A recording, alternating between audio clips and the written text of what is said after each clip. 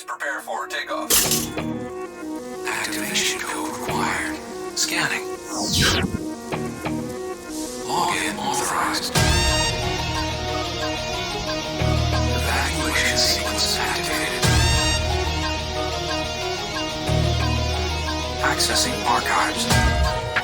911, what is your emergency? Suspect is armed. Self-destruction.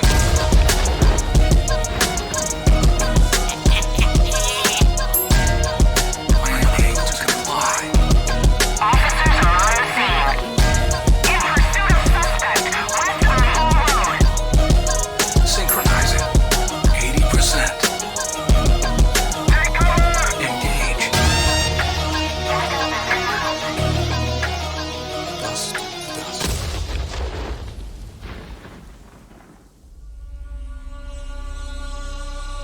Sugar, the sweetest poison ever sold.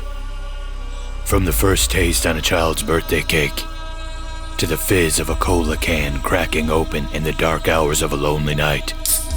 It's the white dust that's been running the world in slow decay. We worship it, sprinkle it on everything we love, and in return, it's been feeding on us for centuries. Somewhere in the beginning, somebody looked at a green stalk and thought, what if I could turn pain into pleasure? They crushed it, boiled it, burned it, until all that was left was crystallized sin. From that moment on, humanity was hooked. Sugar turned joy into an industry, celebration into slavery. The taste of sweetness came wrapped in the scent of sweat, blood, and salt water. Behind every wedding cake and candy store, there's a trail of bodies. Men, women, and children sold, branded, and broken in the name of indulgence.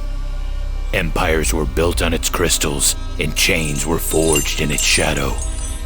It carved national borders, bought politicians, and filled coffers with the profits of misery. The ships that crossed the Atlantic didn't just carry cane, they carried human cargo. And when the tide of history rolled forward, that same hunger for profit birthed financial systems, colonial greed, and wars dressed up as trade. Without sugar, there's no Caribbean pirates, no Victorian tea parties, no powdered wigs or industrial revolutions, and no trick-or-treating. Strip away the sweetness and the whole illusion of progress starts to rot. Sugar even seeped into the nightmares of the modern age, fueling the engines of war, feeding soldiers and regimes that turned humanity into ash. And yet, here we are, still chasing that hit. That little rush of sweetness that tells us for a fleeting second, everything's fine. The same substance that built empires and broke souls now lives in every donut, every gumdrop, every soda, every frosted smile on a supermarket shelf. So, grab your favorite snack, sit back, and let the truth rot your teeth. In this episode of The Man-Eating Toaster, we look at the story of sugar, humanity's cruelest addiction, disguised as dessert.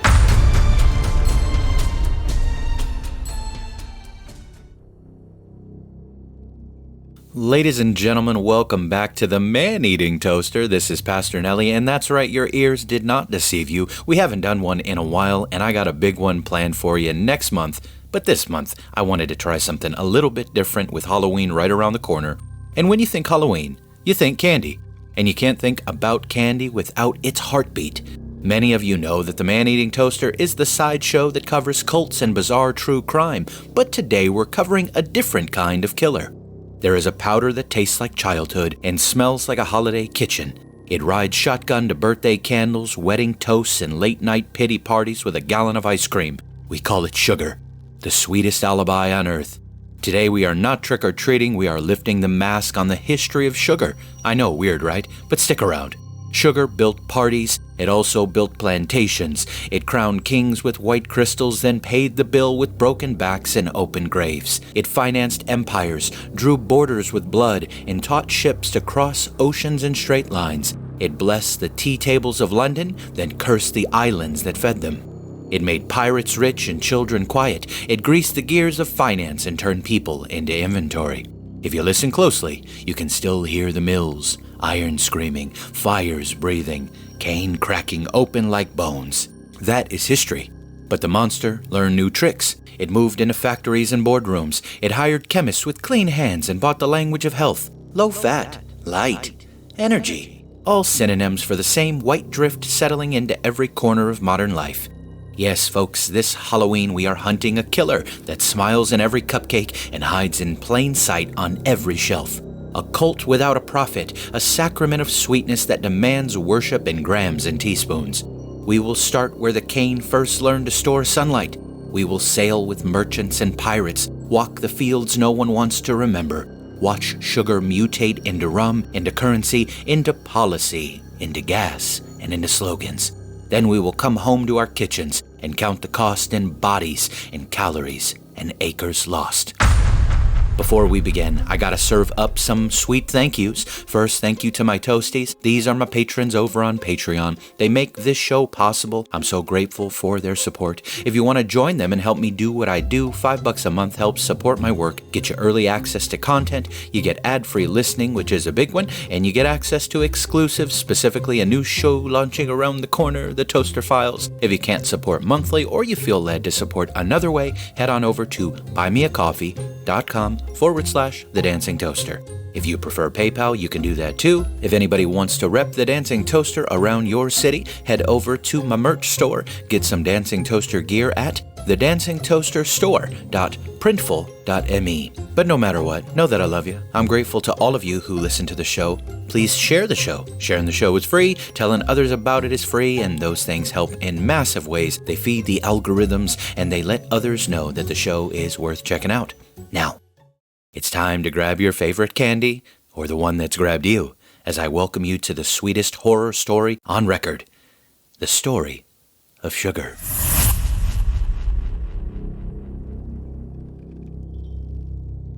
Since the first moment we could reach for a cookie, we've been conditioned to believe sugar equals happiness. Childhood teaches us early, sweets are the prize at the end of every challenge. Do your chores, ace your test, finish your vegetables, and you'll earn a taste of bliss. Sugar becomes the applause at the end of every performance. It comforts our heartbreak, a celebration of love, a silent guest at every holiday table. It's how we say, I love you, I'm proud of you, or you'll be all right. From frosted birthday cakes to Halloween candy, from Christmas cookies to Easter baskets, sugar isn't just a treat, it's part of our emotional and cultural language. Even outside of the West, the love affair with sugar is universal. Across continents and cultures, sweetness marks the moments that matter most.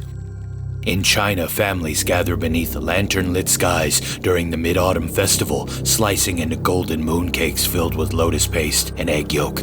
A delicate balance of sweet and savory meant to honor reunion and gratitude. Across the Islamic world, the end of Ramadan brings Eid, a time of overindulgence after fasting. Homes fill with the aroma of syrupy sweets, baklava, ma'amol, and shir kurma, a warm vermicelli pudding simmered with milk, dates, and sugar. Children wake to gifts. Neighbors exchange trays of desserts, and every bite becomes a symbol of shared celebration. From Turkish delights to Indian jalebi, from Thai coconut candies to Latin America tres leches, the pattern repeats itself. No matter where you go, when it's time to celebrate, sugar takes center stage. And we're not just sentimental about it. Our affection for sugar has become a measurable obsession. On average, every person on this planet consumes about 20 kilograms of sugar each year. That's roughly 44 pounds of pure sweetness coursing through every person's veins. That's enough to fill an entire suitcase with white crystals for every man, woman, and child on Earth. And yet, those are just the averages. Some countries far exceed them. Americans, unsurprisingly, remain world champions of consumption, with the average diet saturated in sugar from breakfast cereal to barbecue sauce. But the addiction has always been global. In Western Europe, it's baked into pastries and chocolate. In the Middle East, it's steeped into syrup-soaked confections. Even sub-Saharan Africa, once largely rural and agrarian, now sees rising sugar intake thanks to the flood of cheap, processed garbage, drinks, and snacks. Then there's Thailand, where the sweet tooth has reached astonishing levels. The average person there consumes around 40 kilograms of sugar a year. That's double the global mean, and that doesn't even count the palm sugar used in traditional cooking. These numbers only include the refined, granulated kind found in mass-produced sodas, candies, and desserts. The same kind that fills grocery aisles and glows beneath fluorescent lights, quietly reshaping human health one spoonful at a time. The agricultural footprint of sugar is equally staggering. Sugarcane has become the single most cultivated crop on Earth. Around 21% of all agricultural output is connected to it, amounting to an almost unthinkable 1.9 billion tons of sugar produced every year. Yeah, that's billion with a B. To put that into perspective, that's enough to fill 760,000 Olympic-sized swimming pools to the brim. Imagine every pool in every city in the world filled not with water, but packed tight with fine white crystals pouring over the edges like sand in an hourglass, the size of civilization itself. If that picture's not doing it for you, picture downtown Manhattan buried under a 12-foot blizzard of sugar. Streets gone, cars gone, the Statue of Liberty standing in a frozen white wasteland that tastes like cotton candy and slavery.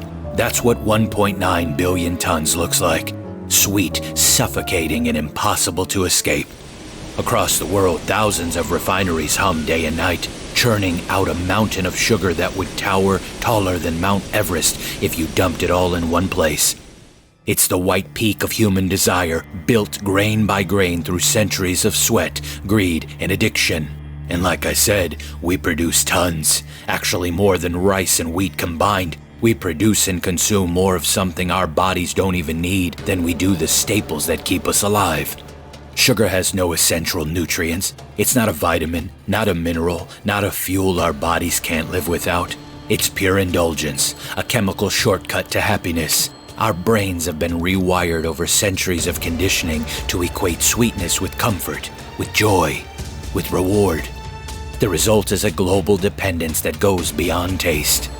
We crave it like we crave affection or escape, and the story of how we got here, how a simple plant became the beating heart of empires, revolutions, and slavery, is one of the darkest and most influential tales in all of human history.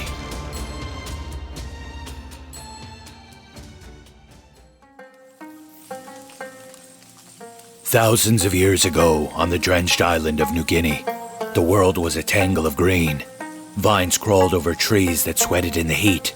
The air was thick enough to drink. Life pulsed and dripped and refused to stand still. Amid that wilderness, a tribe, early agricultural settlers, ancestors of the Melanesians, made a choice that would change the rhythm of humanity. They stopped chasing the horizon. They wanted roots instead of tracks, so they settled down, pressing mud into walls, shaping civilization with calloused hands and stubborn hope. Wooden houses rose beneath the canopy, their smoke curling into the gray belly of the clouds. Firelight danced across damp faces, and for the first time, the jungle glowed with something new: domestication. From that moment on, mankind began its long bargain: motion traded for comfort, danger for security, the wild for the known. They planted what the island gave them: bananas, taro, and a simple stalk of grass that looked like nothing special. It was tall, jointed, fibrous enough to slice a fingertip if you handled it rough. The locals called it pit-pit. It didn't look like destiny, but it was. Every empire begins somewhere, often in the dirt, in the hands of people who never knew what they were starting. Scientists now call pit-pit Saccharum officinarum, sugarcane. The plant stood like a row of green spears shimmering under the tropical sun.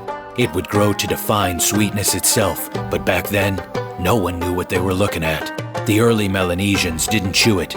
They didn't boil it, didn't dream about desserts. They grew it for their pigs.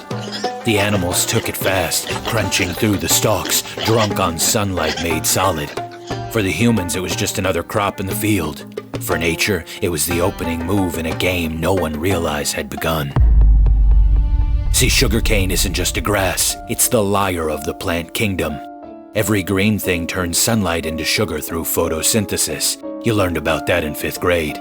They convert light, water, and air into glucose and fructose, the basic currencies of life.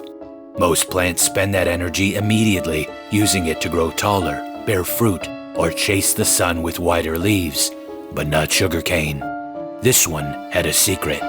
New Guinea's variety was different. It combined glucose and fructose into sucrose, the table sugar that now fuels the modern world. And instead of burning it, it stored it, hoarded it, locked it away inside thick stalks called internodes, natural vaults of sweet liquidity that swelled tighter and tighter until they nearly burst. That was its advantage, its sin, its survival strategy. The only plant in the tropics that turned sunlight into treasure and hid it away for later. Wild relatives of sugarcane existed across Southeast Asia, sure, but not like this one. None that kept their sweetness bottled up in their bones. The New Guinea cane was a miracle. Or maybe it was a trap. It didn't just grow, it tempted. The pigs knew it first. But before Sugar's story is over, it'll have men acting like animals. They say civilization began when we started planting seeds, but maybe it really began here when one plant learned to whisper promises of pleasure, when humanity found sweetness for the first time and didn't yet realize what it would cost. Around 1500 BC, when most of the world still feared the sea, there were people who made it their home. The Austronesians, descendants of wanderers who had long since spread from the mountains of Ararat to the far edges of the world, navigators without maps, guided only by the stars and something deeper, a pull, a rhythm written in the tides. They carved canoes from trees and turned them into time machines, riding the Pacific swells long before history learned to take notes. When they reached the steaming shores of New Guinea, they found the island heavy with green, alive in ways that felt almost supernatural. The Melanesians had already tamed the jungles, feeding pigs with a strange grass that glistened under the tropical sun. The Austronesians saw potential where others saw feed. They took the plant aboard their canoes, bundling it into stalks like stolen treasure. The trade winds rose, and the ocean whispered promises of new lands. They carried more than food. They carried sugarcane, the seed of future empires. From there, the plant became a stowaway in the story of civilization. Every island they touched, every shore they claimed, sugar followed. They crossbred the canes from New Guinea with their wild cousins found along the coasts of what would become Indonesia, the Philippines, and Taiwan. The result was a tougher strain, resilient, adaptable, a survivor that could root itself in volcanic ash or coral soil. By the time these voyagers reached Madagascar, sugarcane had gone global, a sweet contagion hitchhiking across the Pacific. In ancient Bengal, where the air hung thick with heat and the Ganges carved its way through fields of green, farmers did something no one had done before. They didn't just grow sugarcane, they tasted it. They snapped open a stalk, took a bite, and met the future. It was sharp, raw, electric. The taste of sunlight turned solid, the kind of sweetness that made you stop thinking about hunger and start thinking about desire. That first chew was a quiet revolution. No flags, no kings, just a man, a plant, and the sudden realization that the world could be sweeter than it was yesterday. Soon humanity would be hooked.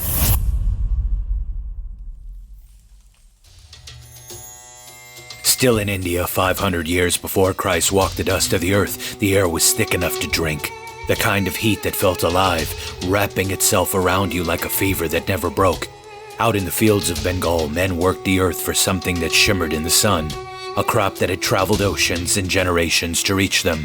The tall, jointed stalks that rattled in the wind like dry bones. Sugarcane. At first, no one saw it for what it was. It was just another plant, a green reed with the secret heartbeat. Farmers would snap it open like bamboo and chew it raw, letting the sweet juice bleed across their tongues.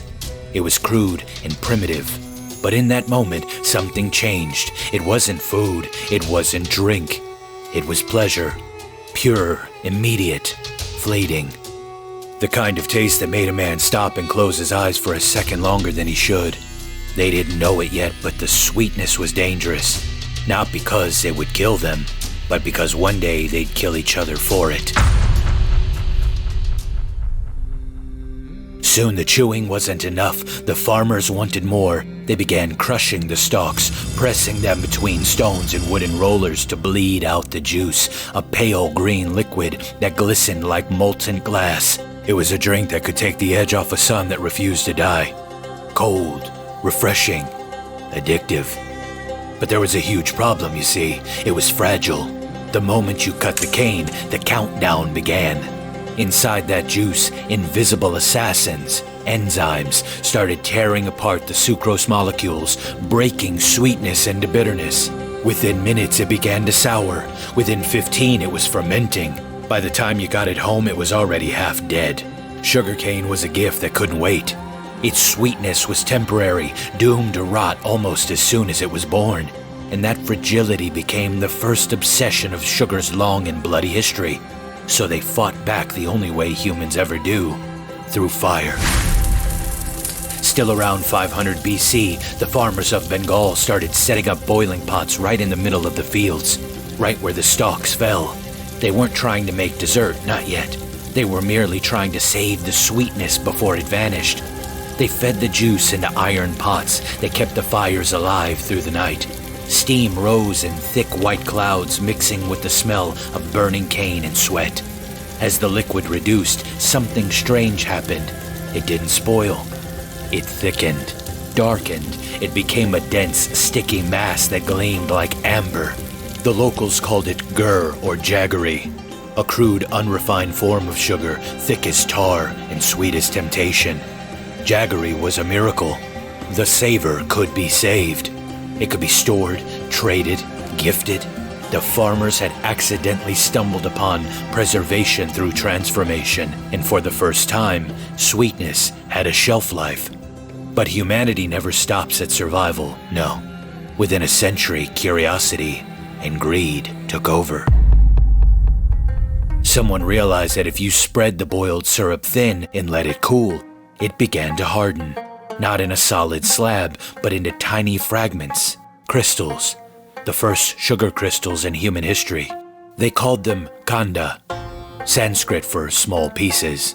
The word would survive the millennia, crossing languages and oceans until kanda became candy, trick or treat. The rough gravel-like crystals looked like crushed stone, so the locals gave them another name, sharkara, meaning grit or pebbles. From there, the word sailed east and west. Sharkara became shakar in Persian, sukar in Arabic, zucchero in Italian, and finally, sugar in English. Every empire that it touched left its fingerprints on the name. What began as a fleeting sweetness in the cane fields of Bengal became something else entirely, a substance worth boiling, naming, and fighting for, a simple chemical addiction dressed up as progress. The farmers thought they were preserving sugar. They didn't realize they were preserving desire. You see, in the beginning, sugar wasn't a dessert, it was a remedy. A sacred dust believed to heal the body and balance the unseen. In those steaming plains of ancient Bengal, the air hung thick with harvest smoke and prayer. November was the month of sweetness. Once a year, when the canes were cut and the fires burned low, farmers gathered to boil down the juice that refused to last, coaxing eternity out of something that wanted to die. Out of the black iron pots came those two miracles, jaggery and ganda, rough, raw, and precious. They didn't eat it like we do now, no. They used it, a pinch before sunrise for strength, a fragment dissolved in water to quiet sickness, a gift to the gods, a bribe to the flesh. To them, sugar wasn't a luxury, it was alchemy. Sunlight turned solid, a medicine made from light itself. Every grain carried a promise, to heal, to restore, to keep life steady for one more day under the crushing weight of heat and hunger. They believed sugar didn't just sweeten the tongue, it steadied the spirit, a tool for survival, not for indulgence. For centuries, that's all it was. A local secret, a holy harvest kept close to home. But the sweetness wouldn't be satisfied with small beginnings. It spread. It tempted. It took. What started as a humble experiment in preservation, a fight against rot in time, would eventually rot the world from the inside out. The cane's journey from New Guinea to Bengal was just the prologue. The real story was still waiting to be written in the hands of kings and merchants, pirates and politicians.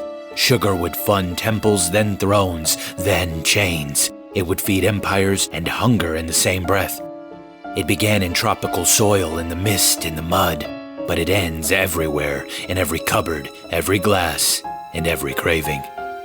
1 billion lives later, we're still chewing on the same promise that something sweet can make the bitterness go away.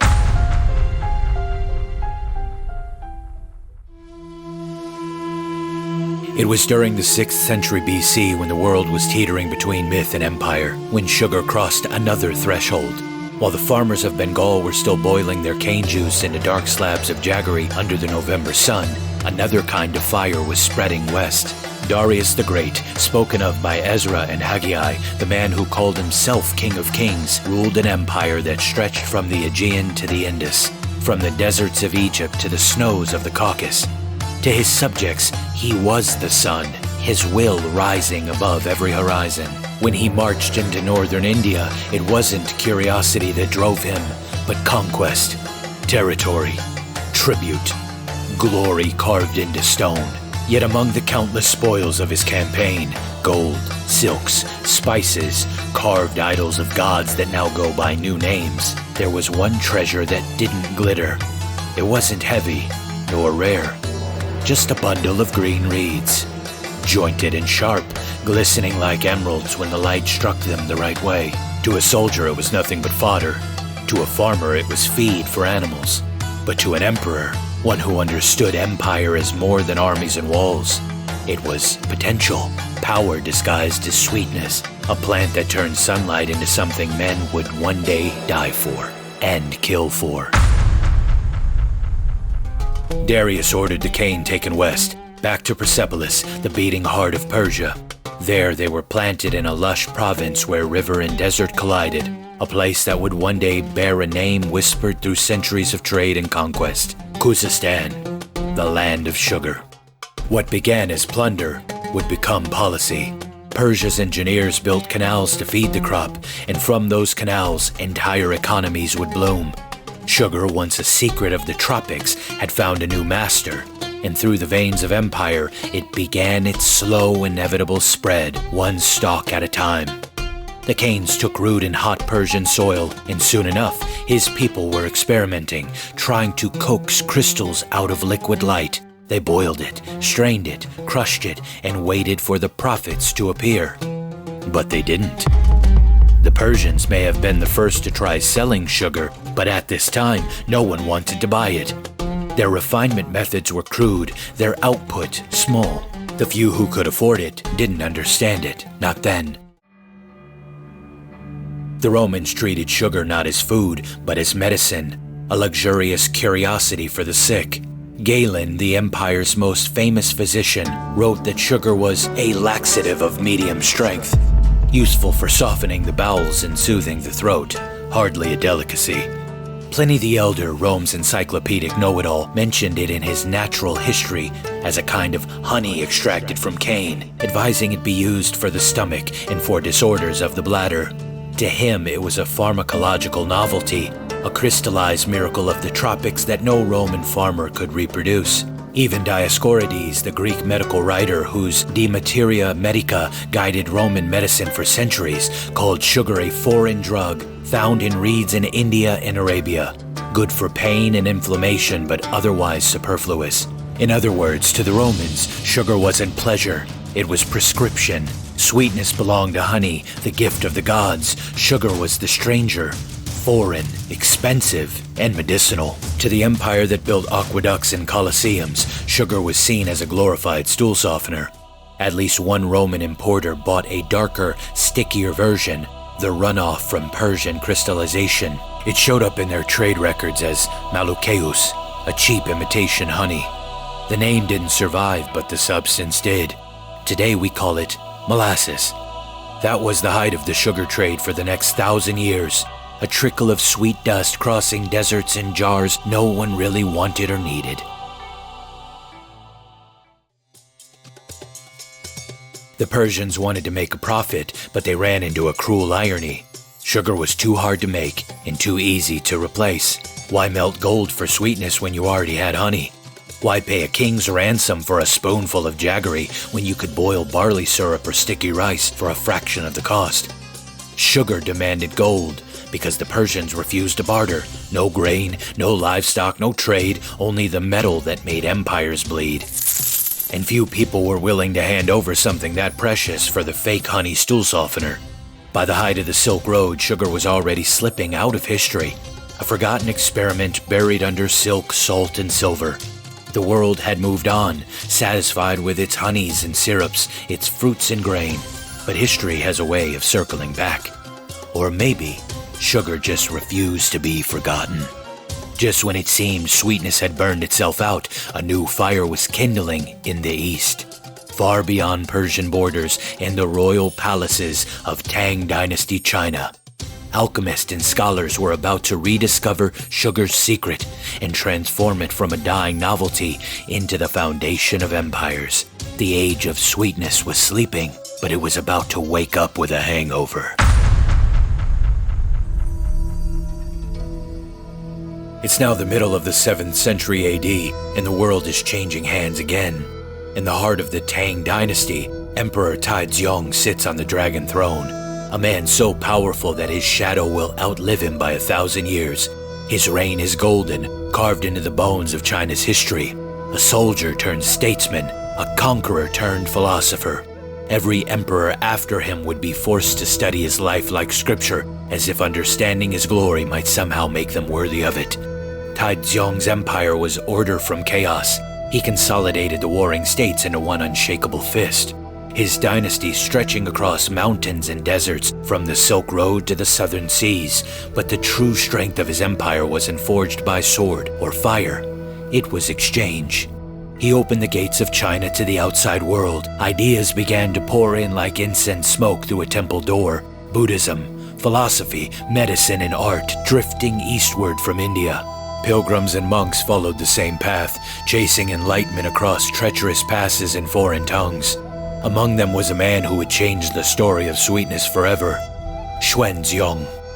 In 645 AD, Xuanzang returned from his 17-year pilgrimage through the subcontinent. A scholar, a translator, and a witness to wonders most men would never see. He came from Nalanda, India's great university, its monastery standing amid the Bengali sugar fields. He carried no gold, no silk, and no weapon. Just manuscripts, memories, and a story about a plant that bled sunlight. A stalk that the locals revered, sweet to the taste, holy to the touch. When Xuanzang told the emperor about the grass of sweetness, Taizong listened. The man who had seen empires rise and fall was intrigued by something that could make men smile. They say he ordered an expedition, sending a delegation across the Himalayas to the same sugar plains Xuanzang had walked.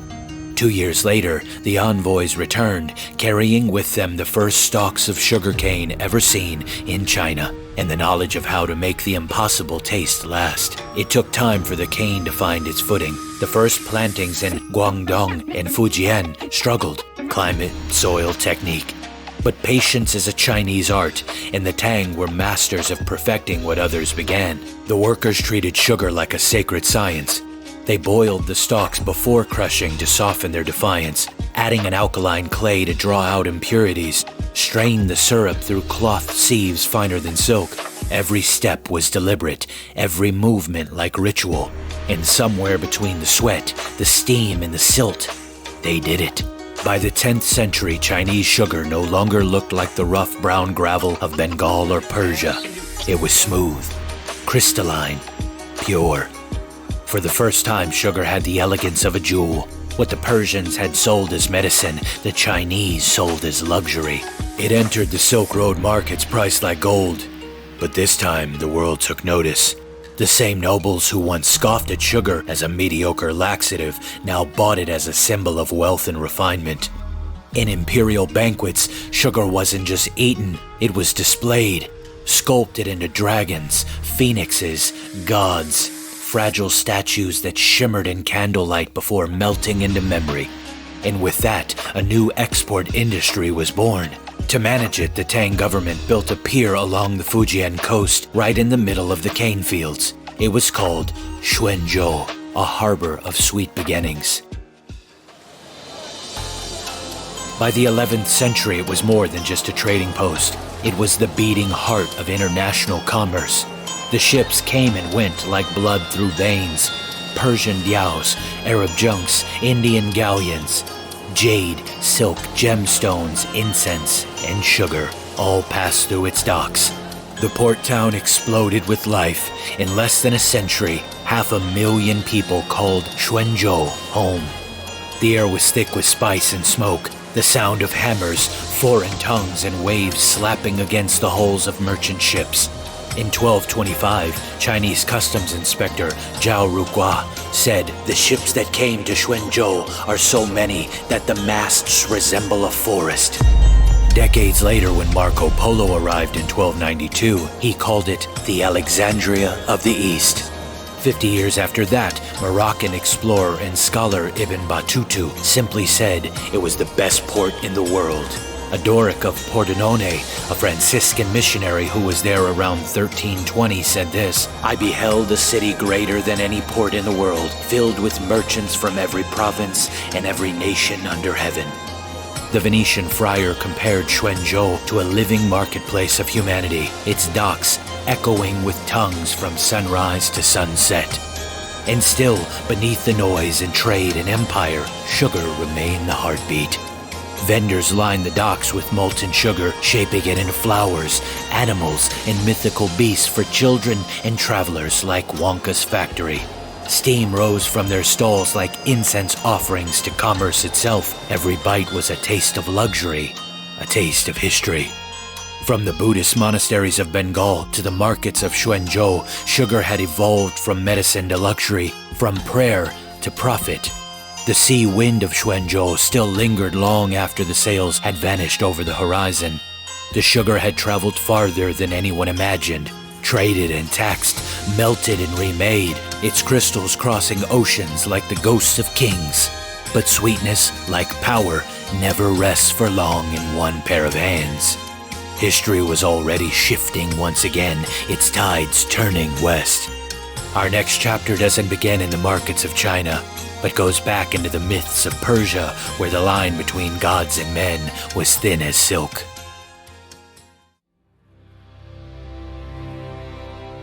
Long before men learned how to trap sunlight in glass or sell sweetness by the ounce, the Persians believed the world itself was at war, one that never ended, a cosmic standoff between light and shadow, truth and deceit, creation and decay.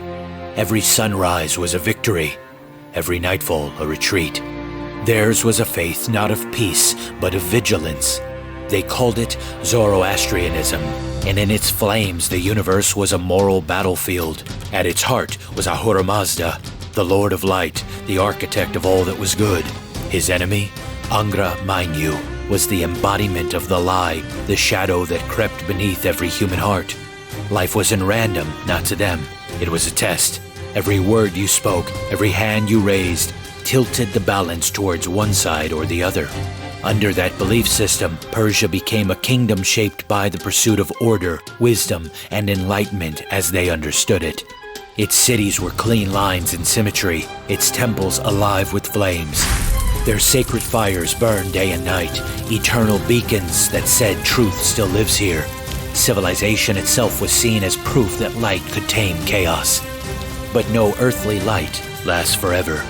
By the 7th century AD, a storm was coming from the south. The Rashidun Caliphate, young and hungry, burning with the fire of a new god, swept out of Arabia like a black tide. The new armies of Islam struck fast.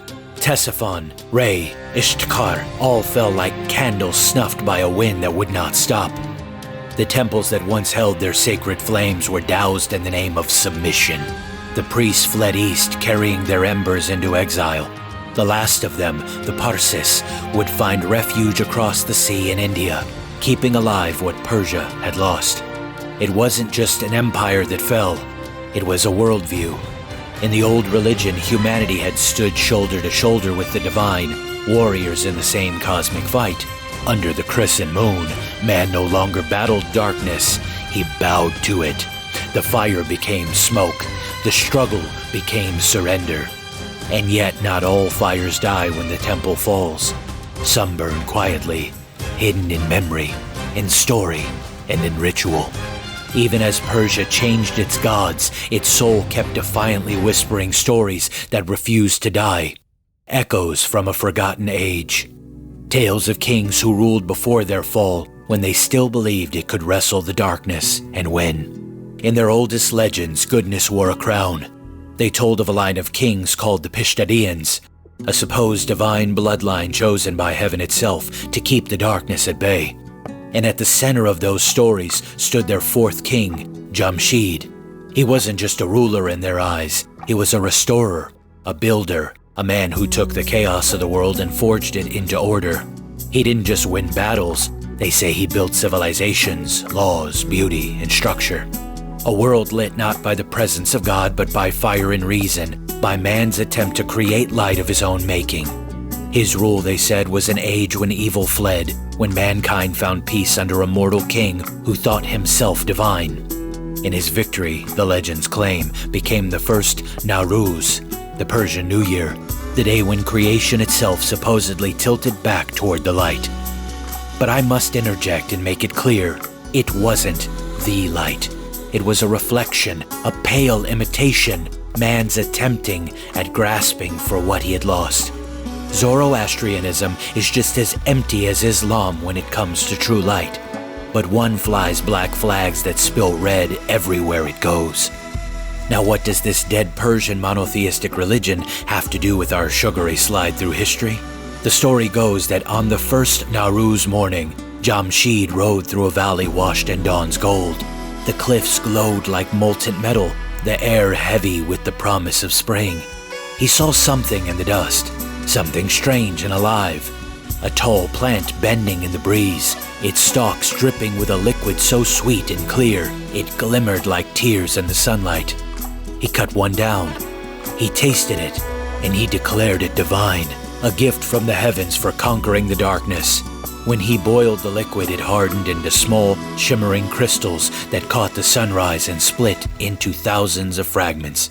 And so the Persians say, sugar was born, a divine reward, a sign from the heavens that light still favored man. They believed that sweetness itself was holy. The taste of sugar was proof that good had triumphed over evil. It was man's attempt to make heaven tangible, to feel in his mouth what his heart had long since forgotten. But the sweetness was never the proof. It was the illusion, a counterfeit comfort for a soul still aching for the true light, the light of the world, Jesus Christ. The story spread through Persia like incense smoke. By the time of the Sasanian Empire, around the 3rd century after Christ, myth had hardened into ritual. What began as legend became religion, and what began as discovery became tradition. Every Nowruz, the Persians made sweets from sugar to commemorate the supposed victory of light over shadow. The act itself became sacred, the world's first desserts, not born from hunger or survival, but from belief. A belief that man could taste goodness if he could just learn to create it. But civilizations built on imitation light always burn out, and Persia's would be no different. The Sasanians fell, their empire vast, learned and powerful, crumbled under the weight of Islamic invasion. Fire temples were extinguished, priests silenced, and the stories that once claimed to hold divine truth became mere folklore, told by merchants and travelers instead of their kings and priests. And yet the sweetness endured. Those sacred crystals, those symbols of false light, they refused to die. They survived as recipes packed in saddlebags and scrolls, traded across deserts and seas. By the time the last of the Persians' temples had turned to ash, sugar had already escaped its myth. It no longer belonged to the gods, it belonged to men. The sacred offering had become currency. The symbol of divine favor had become a tool of empire. and what was once a token of imagined holiness was now an instrument of hunger and power. A substance that could sweeten, corrupt, and command. That sweetness had outlived the faith that claimed to create it, and that's another irony that still haunts it. What once symbolized victory over darkness became something darker still, because man can't create light. He only learns to sell the illusion of it. But illusions have a way of surviving their makers, and when Persia's fire was snuffed out, that new demonic flame rising from the sands in the west flared up. A wicked faith carried on the wind, sharp and certain, born beneath a blade and a crescent moon. It came not with offerings, but with armies, not with stories of light, but with dark conquest. Sweetness, like power, always finds a new throne. While the fire temples smoldered and the old gods fell silent, across the sea and sands, something else was stirring. The 7th century had begun to carve a new map of the world, tying it back to previous stops on our saccharine journey. Along the coastlines of Tang, China, merchant ships unloaded the first stalks of sugarcane, and far to the west, where Persian ashes still glowed warm, the other fire was rising. It came wrapped in more than myth. It came wrapped in certainty. The Rashidun Caliphate, the first caliphate to rise after the monster Muhammad died, it rose fierce, fast, and fueled by revelation. It swept across the broken bones of empires like a tide that had waited too long to turn. Their swords weren't just for conquest. They were plows carving new furrows for faith, for culture, and for trade. And among the knowledge they absorbed from the fallen Persians was a strange, shimmering secret. How to turn those special plants into light. How to make sugar. This fierce, fiery force from the deserts of Arabia was sweeping across continents under a new demonic banner, no other than Islam. Their armies moved like a storm, led by Abu Bakr, the first caliph and successor to the evil false prophet Muhammad. Under his banner, the sands became maps, and the maps bled. Within a century, the Islamic world stretched from the burning sands of Spain to the far ridges of Central Asia. And everywhere the caliphate went, it carried two things: murderous faith and sugarcane. It wasn't coincidence, it was a pattern. Empires devour, then digest. The Arabs inherited not just Persia's land, but its memory, its knowledge, its ghostly taste for sweetness. They took the sacred cane, the old myths of divine sugar, and stripped it clean of its sacredness. What had once been a symbol of light became a science of pleasure. Sugar stopped being sacred, it became engineered, but it still demanded its price. It needed labor, water, fire, and time. 4 elements forged into something that glittered like redemption and tasted like sin. Only those who commanded all 4 could taste it freely. The sultans in their mirrored halls, the viziers in their silken whispers, the caliphs in their clerics with honeyed tongues and hearts like stone. For them, sugar was power disguised as delight. By the 8th century, Persian poets were already singing about feasts that began with salt and ended with sweetness. The first dessert wasn't just a dish, it was a philosophy. Life itself sugared at the end to make you forget how bitter it had been. The recipes were like incantations. Breads dusted with white powder as soft as fallen ash. Syrups thick and slow, boiled down until they gleamed like melted glass. They called the drink sharab, sweet water with a memory. The word would survive long after kingdoms fell. Sharab would be Latinized into syrupus and anglicized into syrup. Sharab would also go through Turkish as serbet, originally a chilled sweet drink often made with fruit juice and flower extracts like rosewater. The word and dessert would be westernized. It evolved into a frozen dessert known as sherbet. Words age better than empires. Sugar had come full circle. The conquerors of Persia had preserved its sweetness the way their victims once preserved light. But the real story wasn't in the feast. It was in the flow of gold. The caliphate learned fast that sweetness sells, and everything that sells can be weaponized. Sugar turned from indulgence to economy, from luxury to leverage. They built networks across continents. Ships out of the Tang ports carried cane. Markets in Basra, Damascus, and Baghdad swelled with white crystal wealth. What began as divine imitation was becoming the world's first global addiction.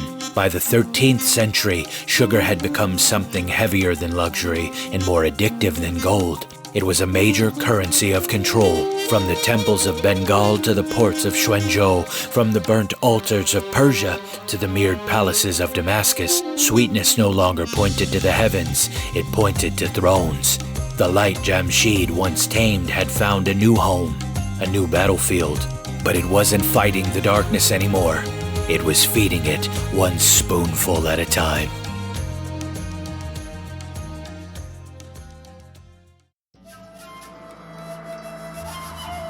They say the calm before the storm is when you see the first flicker of lightning, and the port of Xuanzhou was flickering hard. For decades, Persian and Arab Muslim merchants had slipped into the crevices of Chinese trade, weaving influence, gold, and arrogance into that great harbor. They weren't just traders. By the mid-14th century, some held enough sway to shape policy and control docks. The port had grown so foreign that it looked less like China, more like a crossroads for every ship leaving the Indian Ocean. And if up until now the tale of sugar sounded like a tame fable, that moment was when it snapped its leash. That was the trigger for 1,000 years of chaos. Listen close now, because it's a fast ride through a war of port cities, massacres, exile, and merciless empire plays. By 1357, China was well under Mongol rule. Xuanzhou was a melting pot of foreign trade and ethnic tensions. Muslims of the Simu class had gained an upper hand, often holding official posts and great wealth. The Mongol court was uneasy. Laws had already crept in, curtailing foreign privileges. Tax exemptions for foreign clergy were revoked. Foreign marriage rules were restricted. Muslim judicial authority had its power stripped. When Muslim merchants, especially Persian Shia leaders in Xuanzhou, seized the port in revolt, it was less a surprise than a spark. The uprising became known as the Ispa Rebellion. Under the commanders Saif ad-Din and Amir ad-Din, the rebels seized Xuanzhou and surrounding coastal cities in Fujian, even pushing as far as Fuzhou, but control fractured. 5 years later, internal strife eroded their unity, and rival Muslim commander Yawuna assassinated the original leaders and took over the rebel force. In the year after that, Mongol forces under Han Chinese commander Chen Yaoding crushed the Muslim usurpers. But it went beyond that. The suppression was brutal. Foreign merchants in Xuanzhou were massacred, graves desecrated, foreign neighborhoods destroyed, and survivors fled or assimilated. The Iranians, Arabs, and others who claimed stakes in Xuanzhou's sugar and spice routes were expelled or worse. The port's foreign merchant network was fractured. Xuanzhou itself declined as a hub of international trade. Many who escaped that slaughter sailed south. Some landed in ports across maritime Southeast Asia. Others found refuge in Java, Indonesia. Over time, the Muslims kicked from Fujian and beyond played an unfortunate role in spreading Islam in those islands. Some local chronicles say the first sultans of Java, or influential Muslim rulers in Indonesia, traced their ancestors to those exiles, though historians debate precise genealogies. Back in China, the rebellion sapped Mongol strength. 2 years after the last blow to Xuanzhou's foreigners, the Mongol regime collapsed entirely. The Chinese rose again under the Ming dynasty in 1368. The new Ming rulers, scarred by rebellion and wary of forceful foreign power, retreated inward. They increasingly closed off China to foreign influence. Around 1371, the Ming government imposed strict limits on foreign trade, effectively shutting down the sugar export routes along China's southern coast. The decision strangled the market for Fujian sugar producers and forced merchants to look elsewhere. While records differ on the exact date, it's clear the new dynasty wanted to close its doors to the outside world. The result was devastating for Fujian's sugar farmers and processors. Cut off from their markets, many packed up and sailed south, carrying their craft and culture into the ports of Southeast Asia.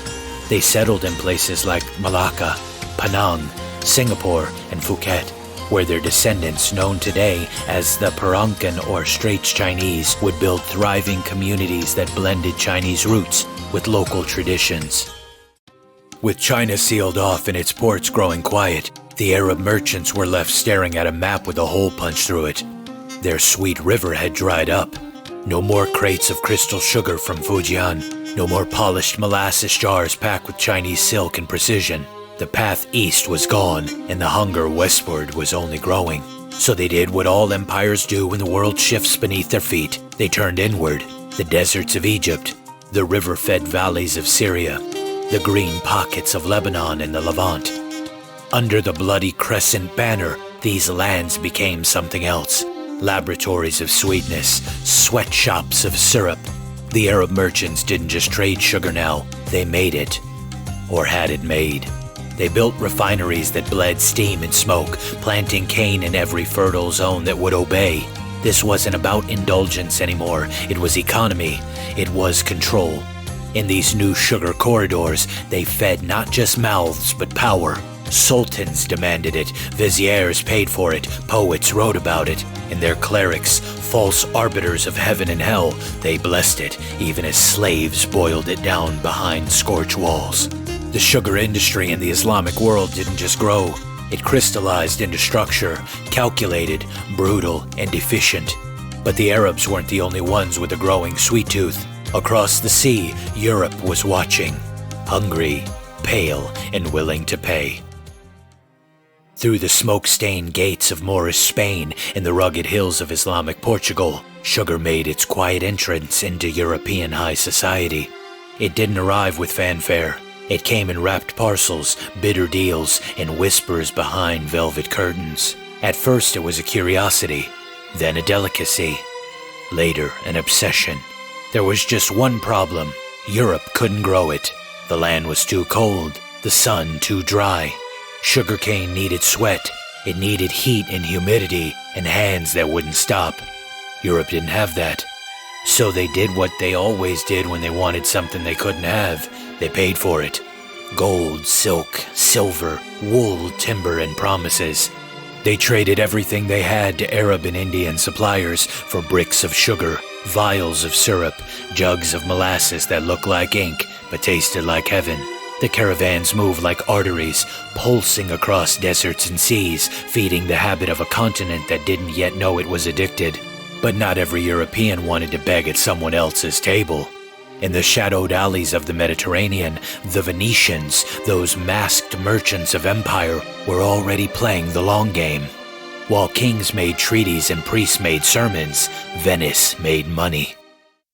They set up small sugar refineries on the Isles of Cyprus and Crete, carving out their own little kingdoms of caramel and crushed cane. It wasn't large scale yet, but it was proof of concept. Sugar, they realized, could be made anywhere if you had the sun, the labor, and the stomach for what it cost. But eventually everything went sideways, as these things tend to do. The roads cracked, the ports closed, and the old system, greased with golden blood, it seized up like rusted gears. The Crusades had already put Arab-European relations on life support. Crosses crashed with crescents, and trade became collateral damage. What once flowed in caravans and ships now trickled through guarded hands and silent threats. The handshake turned into a drawn sword. Then came the Ottomans. They didn't just rise, they erupted, a war machine in robes and armor, tightening its grip across the Middle East and Eastern Europe like a black vice. When they took Constantinople in 1453, it wasn't just a city that fell, it was a chokehold on the Silk Road itself. The overland arteries that once pumped Indian spices and Chinese sugars into the West were now severed. Overnight, Eastern sources vanished, and with them, the sweetness dried up. All that remained was a single lifeline, a thin one dripping out of a few Venetian refineries, clinging to the edges of Cyprus and Crete like barnacles on a sinking ship. These weren't bustling operations, they were bottlenecks, and the Venetians knew it. They turned scarcity into strategy. They jacked up prices without shame or ceiling. The sugar trade wasn't commerce anymore, it was ransom. If you wanted sweet, you had to bleed for it. By the middle of the 15th century, Sugar wasn't just rare, it was absurd. 1 gram would cost more than silk, more than perfume, more than imported glass. It danced above nutmeg, mocked saffron, and shadowed gold. Kings locked it in vaults. Aristocrats measured it like gunpowder. It was the kind of indulgence that whispered power and screamed excess. Europe was starving for it, a hunger that went beyond appetite. Sweetness had become a symbol, a craving, a lie they needed to believe in. And when you want something that badly, you stop asking how to get it. You start asking where you can take it from.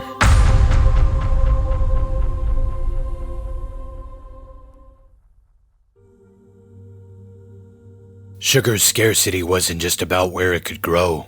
It was about what it cost to bring it to life. The problem wasn't the cane. The tropics had plenty. The problem was the process. Every step was a war, one that had to be fought in heat, steam, and time that never slowed down. First, you had to hack down the stalks taller than a man, thick, sharp, and unbending. Then came the razors, leaves that sliced your arms open like they had a grudge. After that, the crushing, stone rollers grinding bone and cane alike, pushed by muscle or mule, whatever screamed less. Then the boiling, the filtering, the reboiling, the refiltering, each step a race against rot. A few minutes off and the whole batch turned to sludge. No second chances, no do-overs, just waste. There was no room for breaks, no shade, no safety, only fire and failure. The work wasn't hard, it was inhuman. So from the very beginning, sugar needed something more than workers. It needed captives. In Bengal, it was low-caste farmers who were chained to quotas through threats and tradition. Landlords watched with folded arms while sweat turned to compliance. In the Middle East, Muslims fed sugar by war. Prisoners, debtors, religious dissenters boiled cane just like they boiled in the sun. No mercy, just production. In the marble cities of Venice, the sugar refineries never slept. Furnaces hissed, copper pans bubbled, the smell of caramelized cane hung over canals like perfume masking rot. The nobles called it progress, turning the sweet crystals of Cyprus and Crete into gold dust for Europe's elite. But the gears of their new economy were greased with sweat and pale blood. They didn't talk about the workers. Nobody ever does. Men and women dragged from the coasts of Croatia, Georgia, and Armenia, the forgotten corners of the Christian world. They weren't Africans, they were Europeans. Pale skin, blue eyes, foreign tongues broken under Venetian commands. They were the Slavs. That's not poetry, it's etymology. The very word slave comes from Slav, born from these same human shipments chained below deck. Venetian captains called it cargo. Historians call it silence. They came from borderlands between empires, places where the map blurred and kings traded lives like currency. Some were prisoners of war, others debtors, or victims of raids that ended in the crack of oars on a midnight sea. They'd vanish from their villages and resurface in the heat of a refinery, hands blistered, lungs filled with the ghost of burning sugar. For the nobles, it was an invisible economy. For the slaves, it was a sentence without a judge. They shoveled, boiled, and strained, bodies melting under the same heat that melted the cane. Their pain sweetened the banquet tables of Venice and Genoa. Every single spoonful was bought with years of servitude. Every grain of sugar carried the echo of a forgotten name. It's a chapter the history books keep in the margins, a truth that doesn't fit their narrative. Before the Caribbean plantations, before the Triangle Trade, Europe was already practicing the art of chain labor, and its slaves were white. Back then, you didn't get sugar at scale without this. They didn't get luxury without someone else's blood on the floor. Without forced labor, refined sugar wouldn't have existed. Not like this. Maybe not at all. At first, sugar was a luxury, a delicacy, a sparkling indulgence for kings and nobles. But when the rich wanted more, and when Europe decided to taste power, scale became the new god, and scale, like sugar, has no conscience. The Mediterranean had the monopoly. It wasn't written down anywhere, but everyone knew it. The Arabs grew the sugar, the Venetians moved it, and everyone else, they watched it, they paid, and they begged. It was a cartel carved out in salt, silk, and sugary goodness, and for centuries it worked. The Arabs had mastered the land, the Venetians had mastered the water, and between the two of them, they locked up the future, one shipment at a time. But not everyone liked being the customer in someone else's empire. The Portuguese sat on the western edge of Europe, staring into an ocean that looked like an unfinished sentence. They were hungry, ambitious, tired of buying sweetness by the ounce while someone else counted the gold. They didn't want a seat at the table, they wanted to flip the table. So they took a gamble. They looked west into the fog of the Atlantic, where the maps ran out and the margins whispered rumor. They found islands, unclaimed and wild, scattered like stepping stones in a black sea. San Miguel in the Azores, Madeira further south, over 300 miles off the African coast. Places with no kings, no armies, and no competition. San Miguel was a paradise at first glance. Lush, misty, full of promise. But sugar doesn't care about scenery. The air was too cool, the growing season too soft. The cane refused to rise. But Madeira was different. It didn't just have the right conditions, it had the right silence. No native population, no rival claims. Just rain, sun, and soil hot with volcanic breath. It was fertile, isolated, and empty, at least in the way empires like things to be empty. A few decades into the 1400s, Portugal started rewriting the rules. Madeira became more than a colony. It became a system, a machine. Plantation, refinery, export route, a closed-loop economy of cane, fire, and coin, all stamped into the volcanic rock by the hands of men who never had a choice. This was the engine beneath it all. The sugar didn't cut itself. The cane didn't boil on its own. The coin didn't come from magic. It came from flesh, fire, and forced labor. These men weren't workers, they were property, inventory in someone else's ledger. At first they were prisoners of war from failed uprisings. Others were convicts, some condemned by crime, others by poverty. A few were debtors, some were just unlucky. But none of them volunteered. They dug canals until their hands bled through the calluses. They stoked the boiling pans with wood they chopped from the last of Madeira's forests. They stirred syrup through the night, blinking through smoke and steam so thick it erased their faces. They labored under rules that didn't include rest, because if the fire died, the batch died. And if the batch died, someone paid the price. The smoke of boiling syrup eventually drifted across the Atlantic, and Europe smelled the money. By the mid-15th century, Madeira sugar was hitting European markets. It was cheaper than the Venetian stuff, cleaner, closer. It undercut the monopoly one boatload at a time, but the machine was still missing one critical part: bodies. Portugal had quickly burned through its supply of convicts and forced laborers. The jails were empty, but the fields were growing, so they turned their gaze to the mainland. At first, a few dozen Moors and Berbers, then more, until thousands of enslaved Africans were marched through Madeira's forests, barefoot, shackled, and silent, to dig canals with their hands. Over 1,300 miles of water canals carved by bone and will, not for irrigation, but for domination. The sugar mills didn't sleep. Boiling rooms ran 24 hours a day. Fires replaced the clock. Breaks weren't scheduled, they were buried. And when the island couldn't give any more, when the trees were gone, when the land was stripped bare and the soil coughed dust, they simply moved on. Madeira had been used up. But the real damage wasn't just ecological, it was psychological. Madeira changed the way that men thought. Before, people moved for survival, fresh water, safer ground, better weather. After Madeira, they moved for profit. A new class of men that didn't go where they could live. They went where the numbers looked good on paper. Commodities first, humanity later. It was the birth of modern plantation economics. Land, labor, export, and empire all chained together with sugar as the catalyst and key. And it worked. God help us, it worked. One of the men who saw it all up close, the boiling rooms, the canals, the prophets stained with sweat and blood. The Genoese sailor with salt in his blood and ambition in his bones. His name was Christopher Columbus. At the time, he wasn't yet the man history books would turn into myth.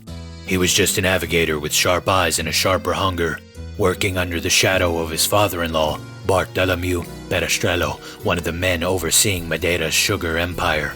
Columbus didn't just pass through the island, he absorbed it. He studied how the fields were carved into the volcanic rock. He watched how the mills ran without rest. He noticed how the system didn't break when the men did. It just replaced them. To him, Madeira wasn't a warning, it was a blueprint.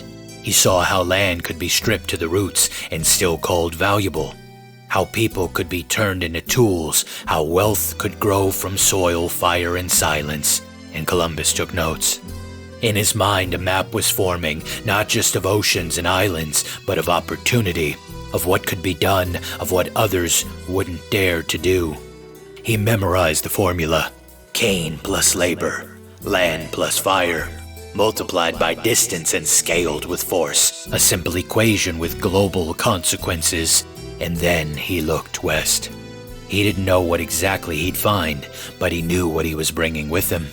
Not just sails and dreams, but the logic of empire, the model of Madeira, and the quiet belief that anything could be conquered if you were willing to pay the right price, or make someone else pay it for you. Soon he would carry that formula across an ocean still waiting to be named, and the world that greeted him wouldn't just be discovered, it would be divided, burned, bought, and sold. When Columbus returned from his first voyage across the Atlantic, he didn't just bring back maps and names, he brought back intent. The New World wasn't just a mystery anymore, it was an opportunity, a blank page waiting to be rewritten with Old World ink and New World blood. The Caribbean would become the new experiment, and sugar, the crop that had already devoured islands, was about to get its first taste of the Americas. Again, when Columbus first crossed the Atlantic, he didn't know what he was looking for. He wasn't searching for continents or peoples. He was searching for leverage, something that could buy him favor in the courts of Europe. In 1492, he stumbled into the Caribbean by mistake, bumping into the islands like a gambler who'd hit the jackpot without knowing what game he was playing. What he found wasn't Asia, but opportunity, an opportunity that could be weaponized. When he returned the next year in 1493, his ships carried more than sailors and ambition. Hidden in the holds were stalks of sugar cane, thin, green, and deceptively ordinary. It was the same crop that had already broken men in Madeira and the Canaries, and the same plant that had taught Europe how to turn suffering into profit. Now it would take root in a new hemisphere. It would take him nearly a decade to find what he believed was the perfect island, a green jewel rising from the Caribbean, its hills glistening with rain and sunlight. To Columbus, it looked like destiny. To history, it would become Jamaica. He saw not an island but a blueprint.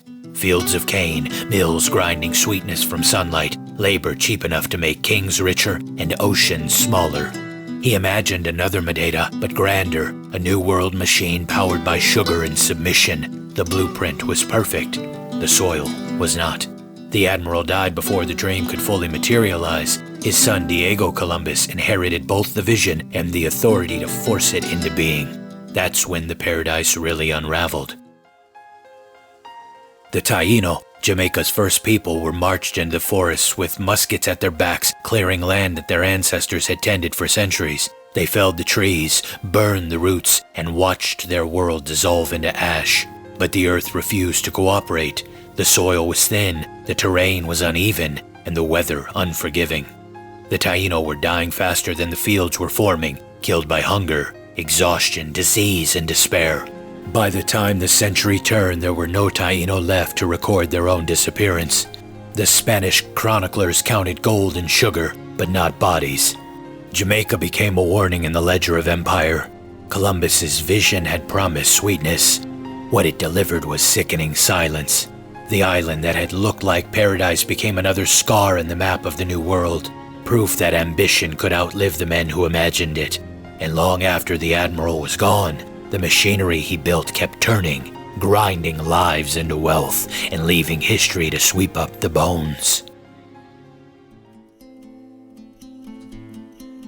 Where Spain failed, Portugal learned.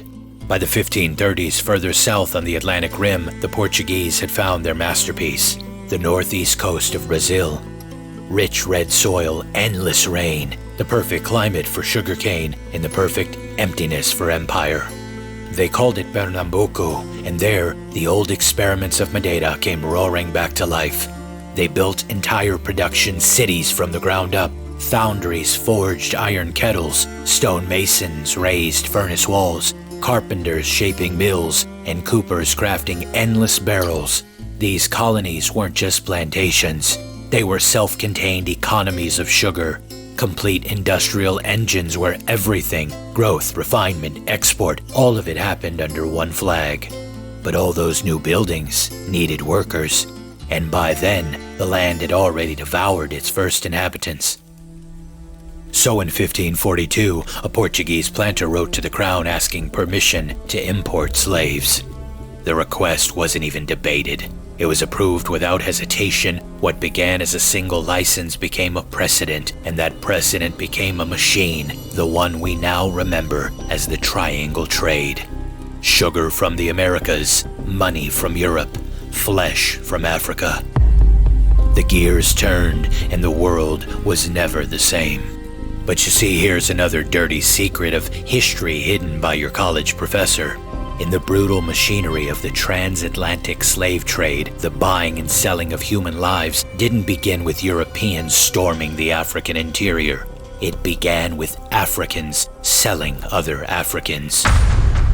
Along the coasts of West and Central Africa, powerful kingdoms and merchant networks grew rich by trading captives taken in their tribal wars, raids, and political purges. These local rulers and traders exchanged men, women, children, all for European goods, muskets, rum, cloth, and metal. The Europeans built forts along the shoreline, rarely needing to venture inland. The trade came to them. Inside Africa, old rivalries became business models. In slavery, once a limited local institution, it mutated into an international industry. The result was catastrophic. Entire regions depopulated, cultures fractured, generations erased, all for the sake of the triangle that moved sugar, silver, and souls across the sea. Sadly, to this day, we're forced to believe only one group of people has blood on their hands, but the history of sugar itself shows that everyone this white stuff meant turned men of all colors green with greed. In Europe, demand for sugar exploded. What was once a royal indulgence became a middle-class obsession. Bakers turned it into cakes and pastries. Apothecaries sold it as medicine. Tea, chocolate, and my favorite substance, coffee, all bitter curiosities before, they became daily comforts, each sweetened by someone else's suffering. Across the ocean, Portugal held the monopoly, but not for long. You see, the Dutch soon joined the race, building their own plantations in South America. When the Dutch and Portuguese went to war, the supply line snapped, and that was all the invitation the rest of Europe needed. The English, the French, the Spaniards each built their own sugar empires. Every new plantation meant new demand for human cargo. By the 1600s, the native populations were gone, every last one dead from war, starvation, or work in the fields that were never meant to feed them. Now the New World needed to import more workers, millions more. The sugar fields became factories of suffering. The heat always relentless, the hours endless. The average life expectancy of a slave on sugar plantations was 8 years. That's it. 8 years before disease, exhaustion, or punishment took what was left. The replacement rate was staggering, the numbers almost unthinkable. 250,000 enslaved Africans were shipped to the island of Martinique under French rule, but that was just the beginning. Saint-Domingue, what we now call Haiti, received 3 times that number, turning it into the most profitable sugar colony in the world, and eventually, the stage for the bloodiest slave revolt in history. The British took over Jamaica and funneled in over 1 million slaves to fuel their plantations. 400,000 more were sent to Barbados, turning the small island into a dense patchwork of cane fields and coffin-like labor camps. The Spanish imported 800,000 to toil in Cuba's tropical heat, while the Dutch delivered 500,000 to Suriname and 600,000 to Curaçao, and not for farming, but for selling. Curaçao became one of the most infamous slave depots in the Atlantic, where families were torn apart and auction blocks echoed with the cries of the condemned, supplying bodies for plantations from Brazil to the Carolinas. But it was the Portuguese who cast the largest shadow. With Brazil under their control, they trafficked 5.5 million Africans into a single colony. So many that the population of an entire country was effectively rewritten in blood and bondage. Over the course of 4 centuries, more than 12.5 million Africans were sold by Africans and forcibly transported to the Americas. That figure doesn't even count the ones who never made it across the Atlantic. The dead thrown overboard, the nameless lost to the Middle Passage. And of all those millions chained and branded, 7 out of 10 were destined for one purpose: sugar. Not gold, not silver. Sugar. The sweet reward of European palates was paid for in blood, bone, and breath. It wasn't just a treat anymore, it was fuel. Fuel for empire. A commodity that could finance wars, buy kings, and mask cruelty behind a civilized grin. Sugar became the taste of domination, a refined indulgence that carried the bitter aftertaste of human misery.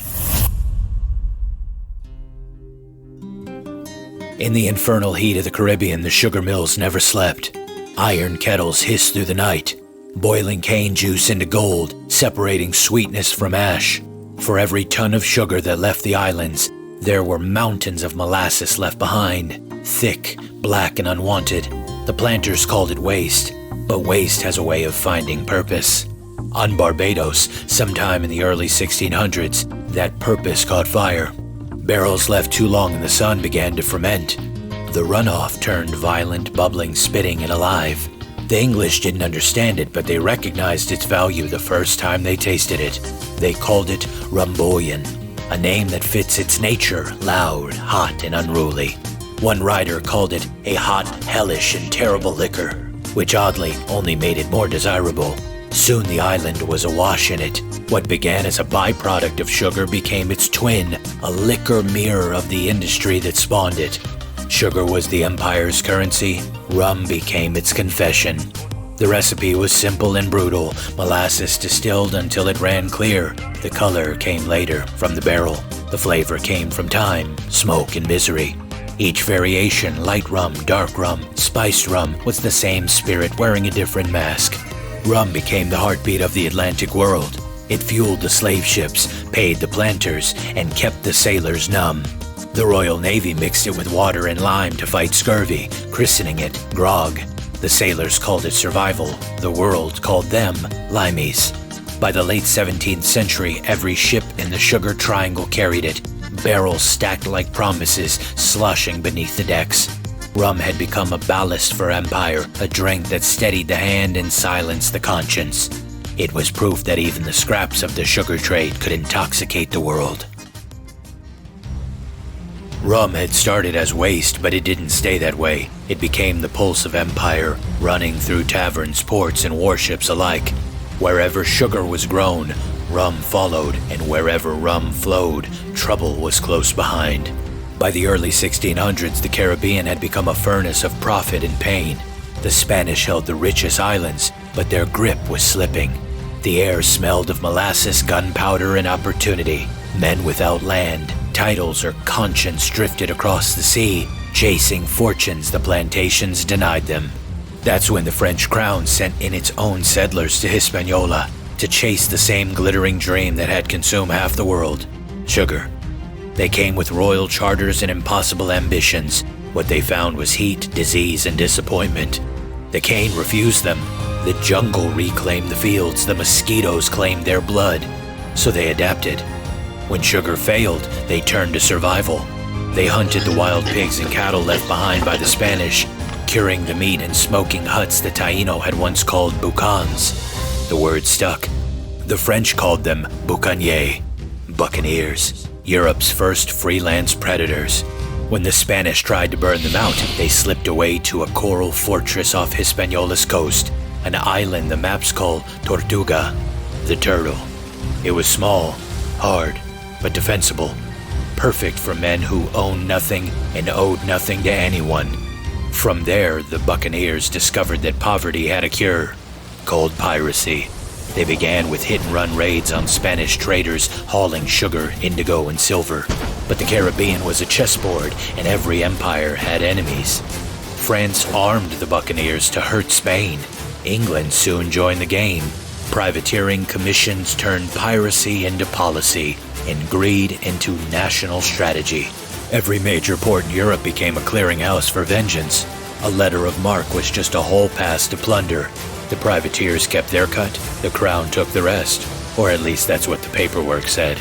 By mid-century, the Caribbean had turned into a floating stock market of stolen wealth. Tortuga and Port Royal became the twin capitals of chaos, where taverns ran on rum and blood. Names like Francois Lolanier and Roche Brasiliano, they made newspapers tremble in Madrid. These weren't just outlaws, they were entrepreneurs of terror. Francis Drake was the kind of man history writes ballads for and victims write curses about. Born the son of a tenant farmer, he rose from obscurity by mastering two trades, navigation and sanctioned theft. Queen Elizabeth gave him her blessing to do what others were hanged for, rob Spain blind. With the royal seal in his pocket and the taste of salt on his tongue, Drake became the storm of the Spanish Main.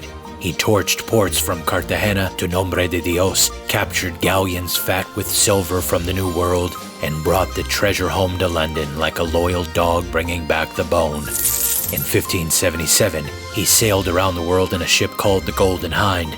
The name fitting, he was chasing gold and he was always hunting. When he returned, the Queen herself laid a sword on his shoulder and made him Sir Francis Drake, pirate turned patriot. His raids had pumped more than enough silver into England's veins to fund her navy, fortify her docks, and build the first skeleton of what would become the British Empire. To Spain, he was El Drake, the dragon, a monster that breathed fire from the sea. To England, he was a knight in weathered armor, same man, different myth.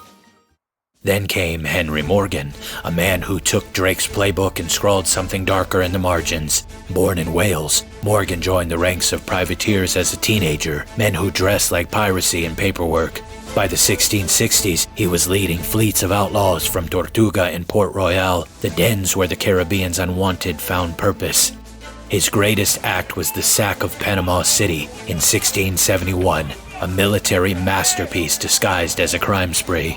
He led over 1,000 buccaneers through the jungle, starving, diseased, and driven by greed, and took a Spanish stronghold thought untouchable. The city burned, and Morgan became legend. He didn't stop there. With his loot, he bought plantations in Jamaica and became the very thing he once robbed. The establishment. England rewarded him with titles, knight, governor, admiral, you name it. His portrait hung in London while his victims' bones baked in the tropical sun. The man who once commanded pirates now signed orders to hang them. Drake and Morgan weren't just thieves with good timing. They were architects of empire, proving that violence could be sanitized by paperwork and profit. England didn't destroy its pirates, it hired them, dressed them in medals and called them heroes. When the age of piracy ended, it didn't vanish, it simply put on a uniform. By 1700, nearly every European navy was powered by sugar, the fuel of the New World economy. It wasn't just sweetener, it was the reason for the transatlantic trade triangle that welded continents together in chains. Sugar flowed to Europe, rum went to Africa, bodies crossed the ocean to feed the fields that fed the rum that bought more bodies. A perfect circuit of appetite and exploitation. Then, while the Caribbean baked under the sun, another sugar empire rose quietly on the other side of the world. The Dutch East India Company. That corporate hydra of the 17th century knew that losing Brazil's sugar meant losing global dominance. So they turned to the Pacific, to an island the Portuguese had called Formosa. We know it as Taiwan. It was sparsely populated by Austronesian tribes, fishermen and traders. To the Dutch, that meant it was empty enough to claim. Instead of importing Africans, they imported Chinese expertise. Fujian province was the home of generations of sugar masters who had refined the craft since the Tang dynasty, especially the ports of Zhangzhou and Xuanzhou. The Dutch offered them wages, protection, and the promise of land. Over 30,000 crossed the Taiwan Strait. The settlement transformed the island. Canals carved through jungle, mills rose where forests fell. The first plantations on Taiwanese soil used water wheels and copper kettles instead of slave labor. They were mechanized, methodical, and ruthlessly efficient. Within 2 decades, Taiwan was producing some of the purest sugar in Asia. This wasn't just agriculture, it was geopolitics. The Dutch traded Taiwan sugar to Japan, one of the few European nations allowed past the shogun's closed gates. Sugar opened doors that armies couldn't. When the Dutch were expelled in 1662 by Ming loyalists Zheng Chenggong, known to the Dutch as Kuo Xingye, the industry didn't die. It went native. The Qing Empire saw its value and flooded the island with more migrants. By 1750, Taiwan produced 6 times more refined sugar than Brazil, exporting not just sweetness, but a new blueprint for global production, factory farming before the Industrial Revolution had a name. Europe's sweet tooth had become a global economy, but then came the Zong. In 1781, a British slave ship called the Zong was crossing the Atlantic from Africa to Jamaica with 442 slaves aboard. Somewhere in the mid-Atlantic, the ship's captain, Luke Collingwood, realized that he had miscalculated supplies. Too little water for too many captives. His solution was arithmetic cruelty. Rather than risk losing his cargo to thirst and disease, he made a monstrous decision. Collingwood ordered 132 enslaved men be thrown overboard to drown, arguing that dead slaves lost at sea could be claimed as an insurance loss. When the ship reached Jamaica, the owners filed those claims. They wanted the insurance payout for the murdered people as if they were spoiled goods. Under normal circumstances, this would have gone unnoticed. Atrocities like this were tragically common in the slave trade. The ocean swallowed their names, but the paperwork surfaced. A freedman named Olada Equiano. He carried the story to London, where abolitionist lawyer Granville Sharp turned it into ammunition. The Quakers printed pamphlets. Josiah Wedgwood minted the first protest logo in history, a kneeling figure asking, "Am I not a man and a brother?" In 1791, 500,000 Britons boycotted sugar.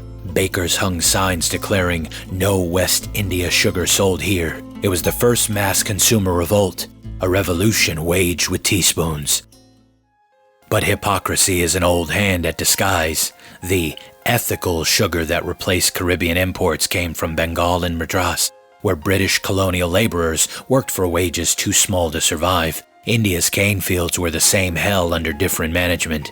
Men weren't chained, just trapped by debt. When slavery was abolished in 1838, Parliament paid $20 million in compensation, not to the enslaved, but to their owners.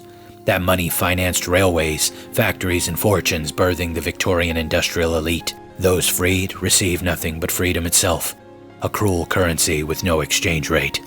Then the wars came.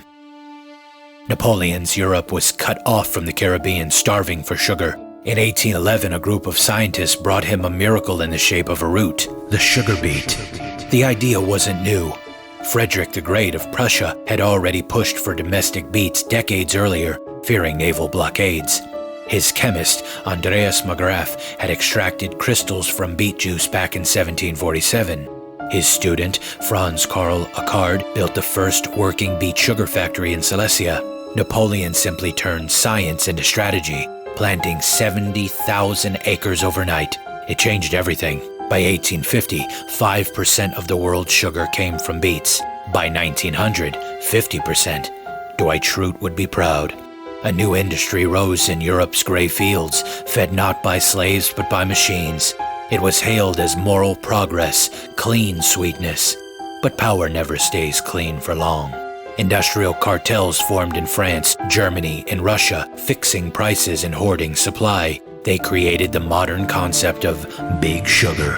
Corporate monopolies powerful enough to influence entire governments.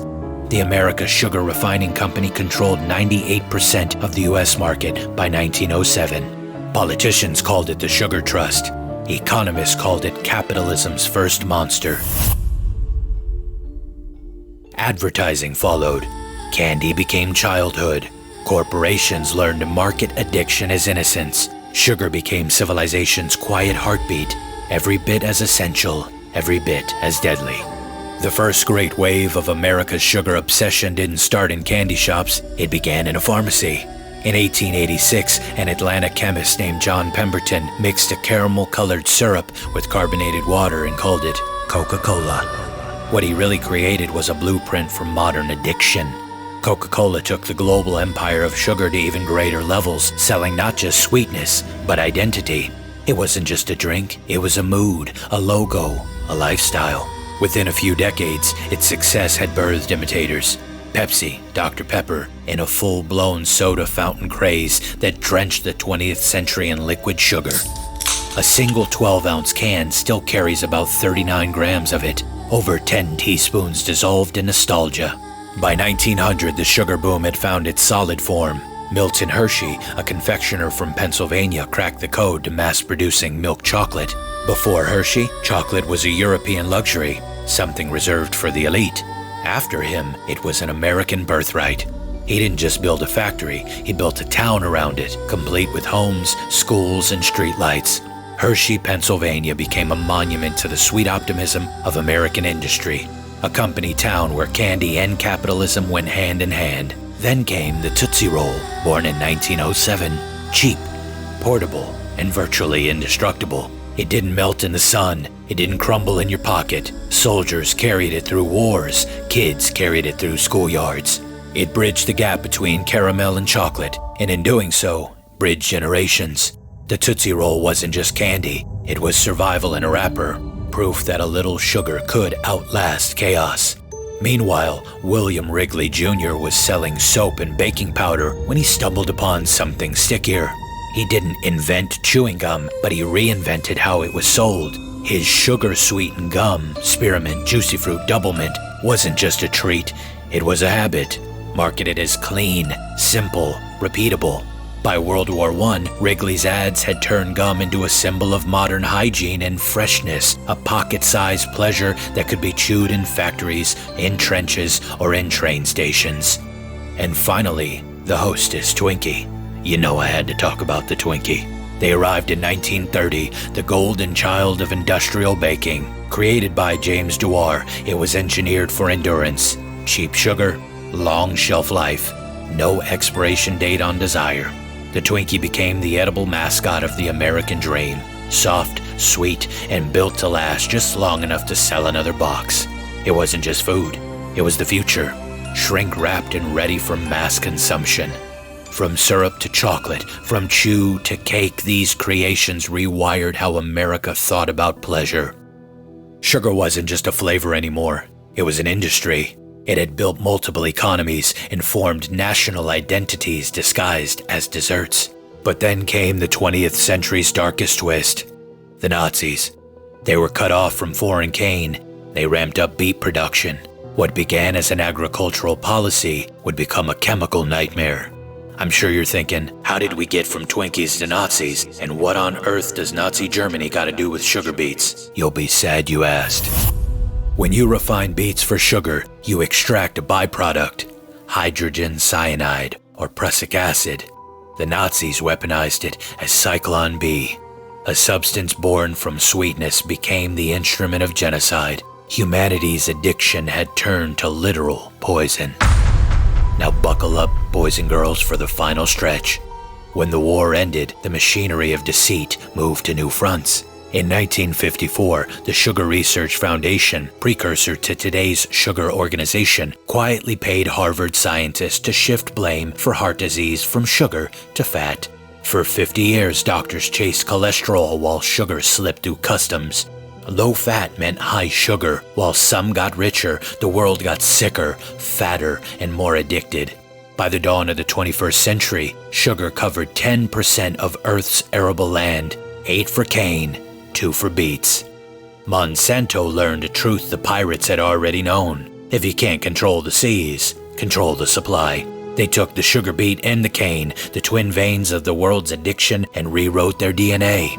Each strain was engineered to survive the chemical rain of glyphosate, the herbicide better known by its smiling label, Roundup. The plants would live, everything else would die, and farmers would pay for both the poison and the cure. It was a closed economy disguised as innovation. Monsanto made the seed, sold the toxins, then patented the antidote. Every harvest was a hostage situation. By the time the lawsuits began piling up, people with cancer pointing to empty bottles and dead soil, the damage had already spread across continents. Then in 2018, the German pharmaceutical giant Bayer bought Monsanto. The merger was sold as progress, but it was really symmetry. The same company that made your pesticide now made your painkillers. The same brand that coated your crops now coated your pills.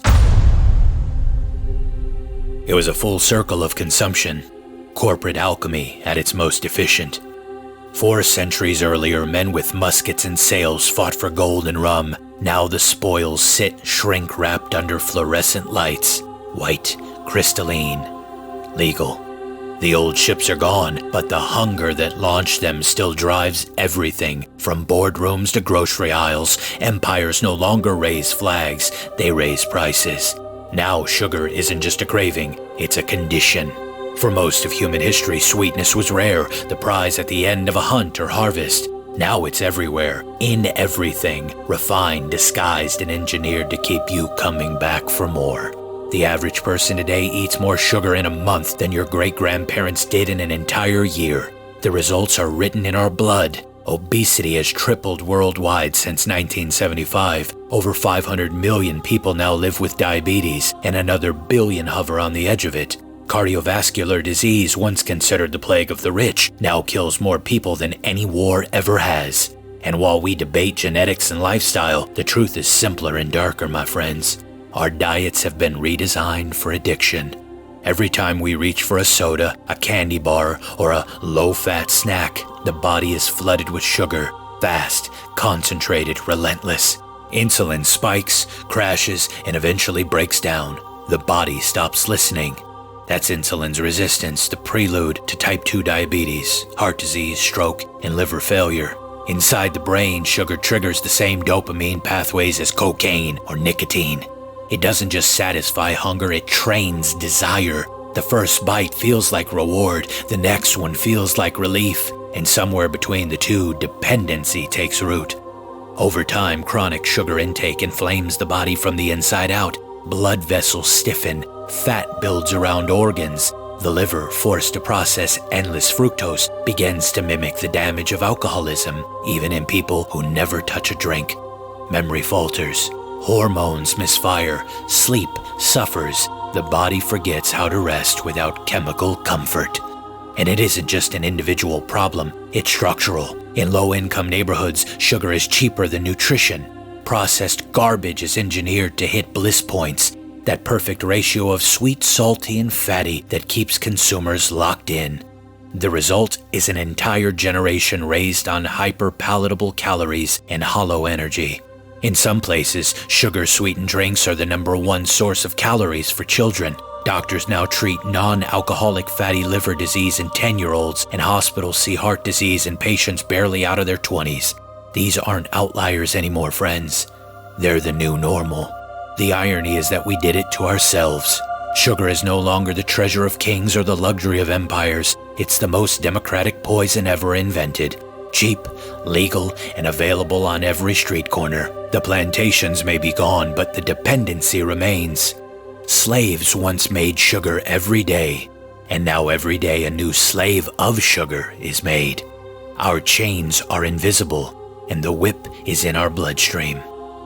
Folks, we began this story in the jungles of New Guinea, chasing sweetness and survival. We end it with the entire planet caught in the same pursuit. Sugar conquered the body as surely as it conquered the world, turning labor into profit, pleasure into dependence. It built economies, erased nations, and carved its initials in the bloodstream of history. And maybe the cruelest irony in this, after hundreds of years of blood and deceit, we still crave it. After everything it's done to us. Man, it tastes good.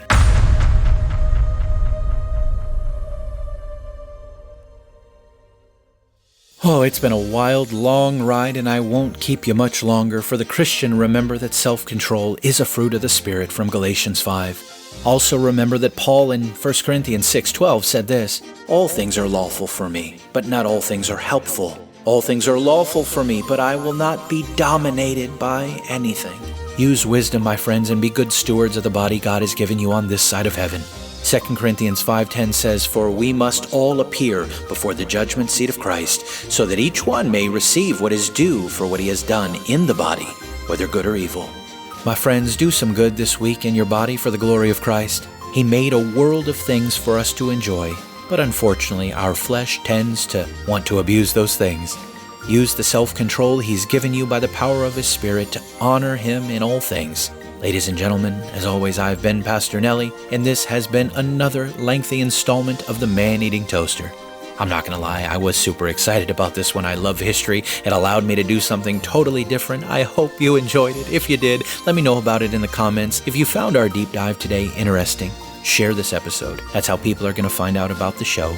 Continue to share it with friends who love history as well and love the unexplained and the weird and the wonderful. If you want to help me continue to do these deep dives, join the Toasties on Patreon. Help me keep the lights on. Links for everything, as always, are in the show notes. I want to thank you all for listening once again today to the Man-Eating Toaster, brought to you by the Dancing Toaster. Wherever you're listening, please like, share, subscribe, comment, leave me a review, follow, do all the things wherever you consume the Dancing Toaster. But whatever you do, don't consume toasters, and don't let any buccaneers consume you. I love you. I'm out. Crew, please prepare for takeoff. Activation code required. Scanning. Login authorized. Evaluation sequence activated. Accessing archives. 911, what is your emergency? Suspect is armed. Self-destruction.